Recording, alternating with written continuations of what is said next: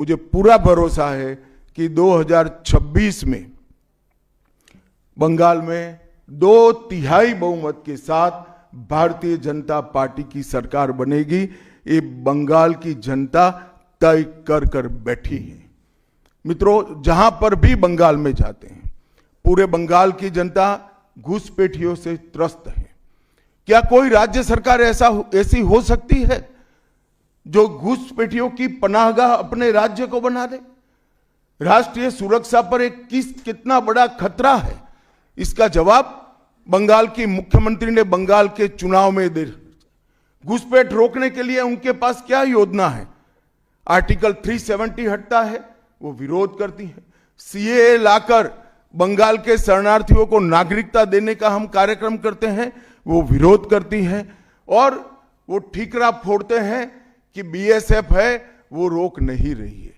ममता जी, मैं आज आपको इस सार्वजनिक प्रेस वार्ता में पूछना चाहता हूं कि कौन सी सरकार है बांग्लादेश की पूरी सीमा पर जो वाड़बंदी करने के लिए, बॉर्डर पर फेंसिंग करने के लिए जमीन नहीं देती है? अगर आप जवाब न दे पाए तो मैं ही देता हूं। आपकी ही सरकार है जो जमीन नहीं देती है, जिसके कारण फेंसिंग का काम समाप्त नहीं होता है।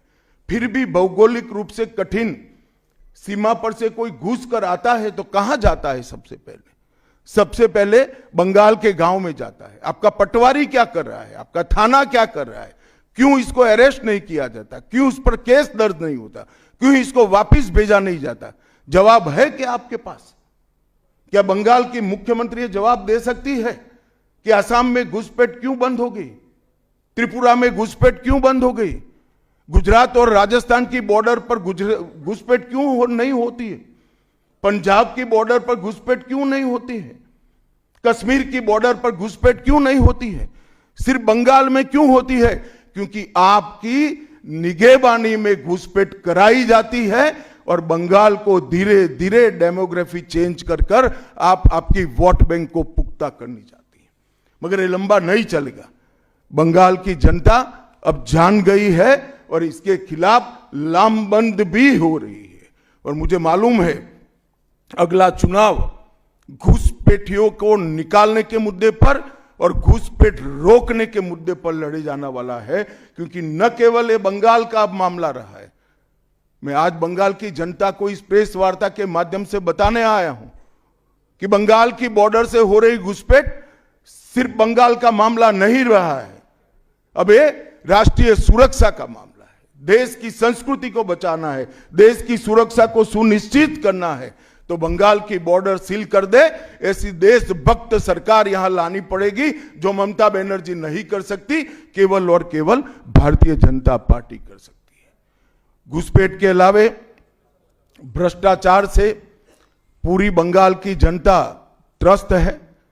रोजवेली चिटफंड घोटाला, कैश फॉर क्वेरी घोटाला, एसएससी घोटाला, नगर पालिका नगर नियम का भर्ती का घोटाला, गाय तस्करी का घोटाला, राशन पीडीएस का घोटाला, मनरेगा का घोटाला, पीएम आवास का घोटाला, इतने सारे घोटाले हैं कि मैं पूरा लिस्ट पढ़ूंगा तो मेरी प्रेस कॉन्फ्रेंस का पूरा हिस्सा ही उसमें चला जाएगा। अब क्या ममता बनर्जी इस बात का जवाब दे सकती है कि आपके मंत्रियों के ठिकाने पर से 27 करोड़ रुपया मिलता है, जिसको गिनते गिनते नोट गिनने की मशीन भी गर्म होकर बंद हो जाती है?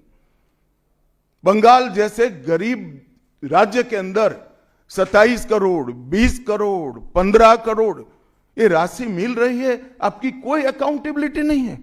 पार्थो चैटर्जी जेल में जाते हैं, ज्योति प्रिय मलिक जेल में जाते हैं, अनुव्रत मंडल जेल में जाते हैं, जीवन कृष्ण शाह जेल में जाते हैं, माणिक भट्टाचार्य जेल में जाते हैं, चंद्रनाथ सिन्हा जेल में जाते हैं, परेश पाल जेल में जाते हैं, कुंतल घोष जेल में जाते हैं, फिरहाद हकीम वो भी आरोपी बनाए जाते हैं, शोभन चैटर्जी आरोपी बनाए जाते हैं, कुणाल घोष 3 साल जेल में रहकर आते हैं। और आप कहती है कि भ्रष्टाचार नहीं हो रहा है। आप आंख मूंद लिए ही हो भ्रष्टाचार के लिए। मगर बंगाल की जनता अपनी आंख बंद कर कर नहीं बैठी है। गरीब बंगाल की जनता के अधिकार का पैसा आपकी कैडर की भेंट चढ़ रहा है, आपको इसको जवाब देना पड़ेगा।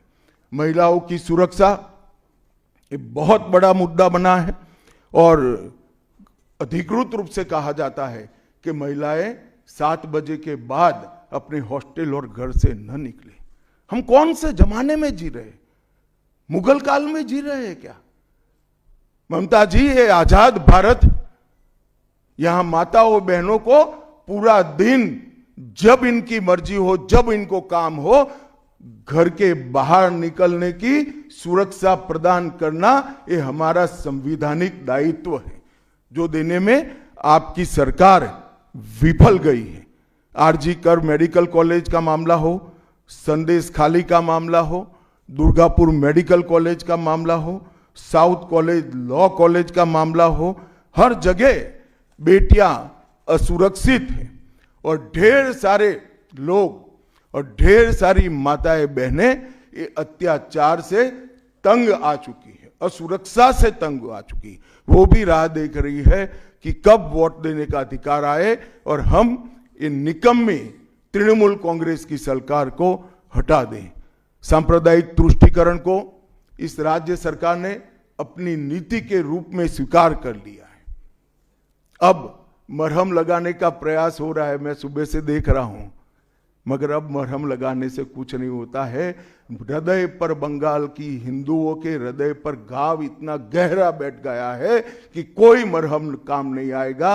अब आपका जाने का समय तय हो गया है। यहां तक इंतहा कर दी, यहां तक कि पार्लियामेंट में वंदे मातरम पर चर्चा होती है। बंकिम बाबू ने रचे हुए वंदे मातरम पर चर्चा हुई, जो गीत पूरे हमारे आजादी के आंदोलन का प्रेरणा गीत बना, वो वंदे मातरम की चर्चा का तृणमूल कांग्रेस विरोध कर रही है, क्योंकि उनकी वोट बैंक इससे नाराज हो रही है। ये बंगाल की जनता कभी सहन नहीं करेगी। एक जमाना था मित्रों कि भारत के जीडीपी में बंगाल का योगदान 10.5% था और तीसरे नंबर पर था। जीडीपी में योगदान की दृष्टि से हमारा बंगाल तीसरे नंबर पर था। तीसरे नंबर पर से सरक कर ये 49 साल में वो 22वें नंबर पर आ गया। अब नीचे कोई जगह ही नहीं बची। बंगाल का इतना आर्थिक पतन कभी नहीं हुआ है। ये कम्युनिस्टों के शासन के पहले, तृणमूल के शासन के पहले प्रति व्यक्ति बंगाल की आय राष्ट्रीय औसत से 127% ज्यादा थी। 127%।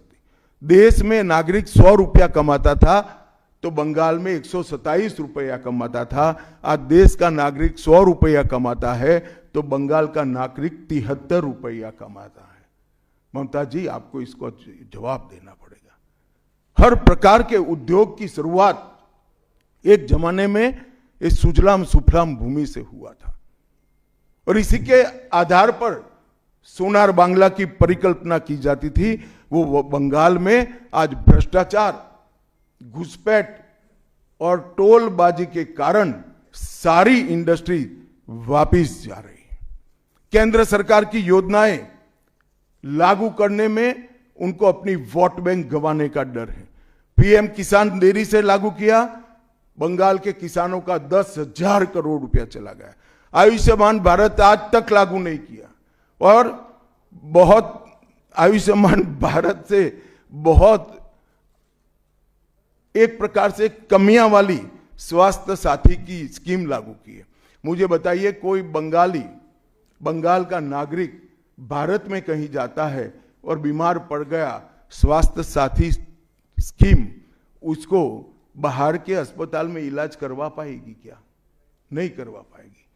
क्या गुनाह किया है बंगाल के गरीबों ने? देश भर के गरीबों को 5 लाख तक की पूरे स्वास्थ्य की गारंटी मिल रही है। अरे कई राज्यों ने किया कि केंद्र 5 लाख दे रहा है, उन्होंने और 5 लाख जोड़ दिए।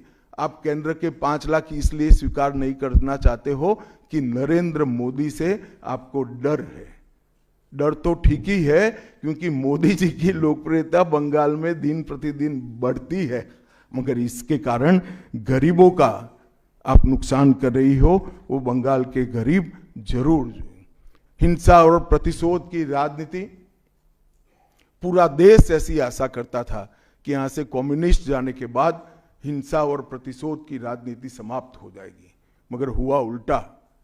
इन्होंने तो कम्युनिस्टों को भी अच्छा कहला दिया। मित्रों, अब तक 300 से अधिक भारतीय जनता पार्टी के कार्यकर्ता मारे गए।